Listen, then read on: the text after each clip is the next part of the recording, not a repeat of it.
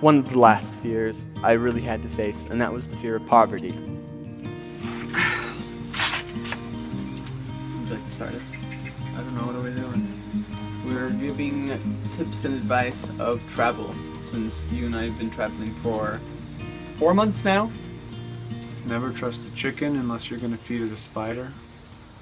Yes. And they don't always come to you when you go, buck, buck, buck, buck, buck. They usually don't.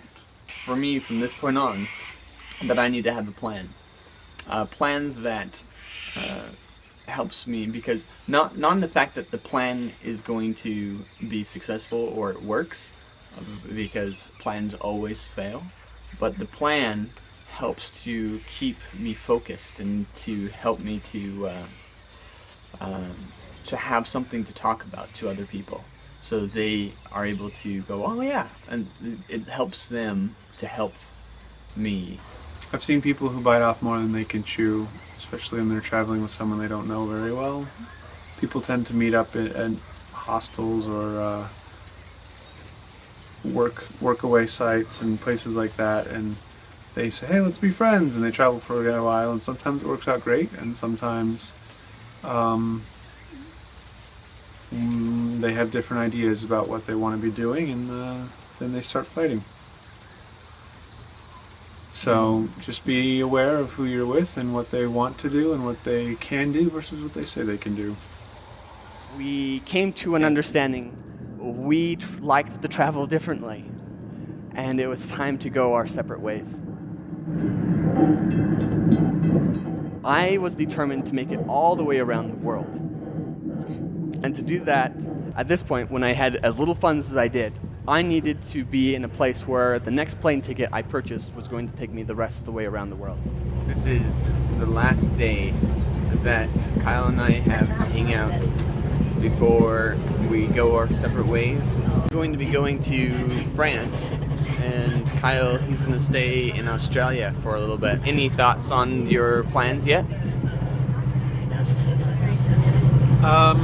No, my plans have not worked out at all in this country, so I'm not going to make any. Your move, life.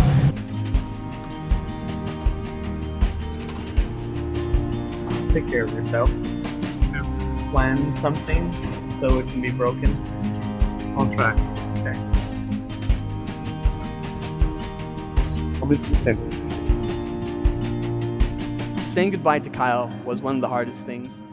I really appreciated him, even when we didn't see eye to eye. He helped me to not be as stupid as I was.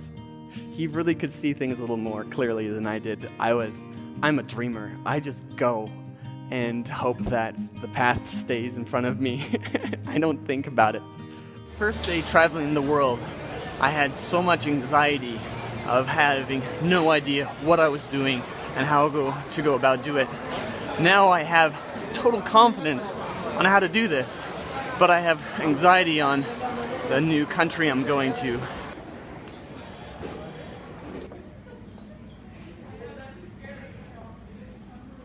I have the whole place all to myself.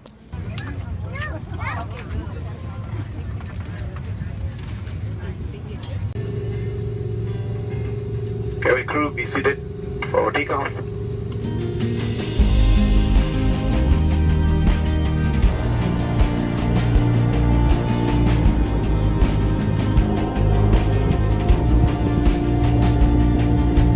So I just got off the train into Paris. When I got there, I just wanted to find a hostel and sleep for a couple of days because of jet lag and whatnot. I found the hostel. It's going to be 17, whatever the currency is here, and I need to go get cash because they don't do cash. So right now I'm in their luggage room and drop my stuff off so I can go to the bank in style, sort of. But my credit cards did not work. I'd go from ATM to ATM trying to see, well, maybe the next one would work. I saw these bums asking for money. It's like, man, I wish I could give you something, but I don't even have anything. Knew that if I didn't figure this out, I'd be spending the night with them, which wouldn't be too bad. So I've decided to go for a walk to get my mind off of all the stress, and we'll see what we find. It's hard for me to talk about this one. When I gave this speech about my trip around the world, I didn't go into much detail about this fear of poverty. I only talked about the climax of it. In reality, this fear was there the entire time. I was traveling with nothing, basically. I only had one credit card with $2,000 limit on it. Coming into France and having it not work really pushed me to that limit of, wow, I really have nothing. But coming to terms with that, understanding that poverty is just a part of my journey, helped me to not be afraid of it. A lot of miracles happened in that moment too. So I found some internet again, figured out what was going on. The ATMs would try to draw it out of my savings account. So I transferred things from my credit card to my savings and I was able to get a hostel. I had a friend text me out of the blue and say, hey, I really love what you're doing. I want to support you. So he wired me $100. You can never be truly in poverty when you have family and friends that love you and think about you. You can also never be truly in poverty if you're a part of the right communities that share the same values and goals you share. You can't accomplish anything in life without being a part of communities that share the same values and goals. But I will do no harm.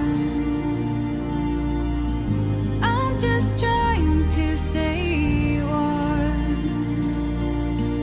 Sometimes it's hard to stay strong when everything just falls apart and all you have is a light.